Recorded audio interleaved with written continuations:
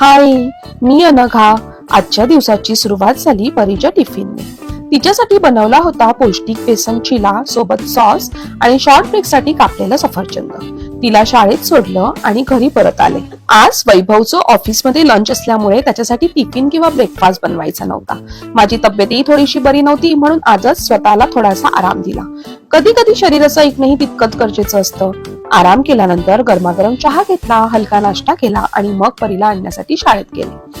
आज तिच्या शाळेची मॅड ओव्हर डोनट्स फॅक्टरीला फील्ड ट्रिप होती. तिथे मुलांनी स्वतः डोनट्स बनवले, डेकोरेट केले आणि ते टेक अवे म्हणून मिळाले. परीने तिचा सगळा अनुभव मला इतक्या उत्साहाने सांगितला की तिच्या चेहऱ्यावरचा आनंद पाहून माझाही दिवस छान झाला. तिला तिथून एक कुपनही मिळालं आहे. लवकरच आपण ते वापरणार आहोत आणि तो अनुभवही तुमच्यासोबत शेअर करणार आहोत. घरी आल्यावर तिने शाळेची बॅग नीट ठेवली. शाळेतून किड इनसाइट या पुस्तकाचा सबस्क्रिप्शन फॉर्मही आला होता. त्याचं वार्षिक शुल्क 500 रुपये आहे, ते आपण लवकरच भरू. त्यानंतर परीसाठी साजूक तुपाची धार घातलेली मुगाच्या डाळीची खिचडी बनवली आणि मी माझा आवडीचा फोडणीचा भात खाल्ला. खरंच ही माझ्यासाठी गोल्डन डिश आहे. तुम्हालाही फोडणीचा भात आवडतो का आणि तो तुम्ही कसा बनवता मला कमेंट मध्ये नक्की सांगा.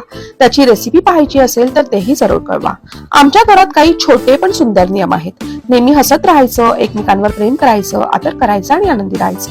आज गुरुवार असल्यामुळे मी आणि परी आईकडे निघालो. आधी फुलं आणि प्रसाद घेतला, मग आईकडे जाऊन दिला. थोडा सुंदर वेळ एकत्र घालवला. त्या क्षणांचे फोटो मुद्दाम काढले नाही. काही आठवणी मनात जपलेल्या जास्त सुंदर वाटतात. घरी परतल्यावर बेसिन मधून पाणी गळालेलं दिसलं, ते साफ केलं आणि पुन्हा घर आवरलं. दरम्यान परीच्या कॉम्प्युटर प्रोजेक्टसाठी स्टेशनरी मधून काही साहित्य घेतलं. विषय आहे computer are used at different places. खरंच आजकाल मुलांच्या प्रोजेक्टमध्ये पालकांचाही तितकाच सहभाग असतो. माझा घसा अजूनही दुखत असल्यामुळे डॉक्टरांकडे जाऊन औषधही आणलं. आजारी असलो तरी वेळेवर उपचार करणं महत्वाचं आहे.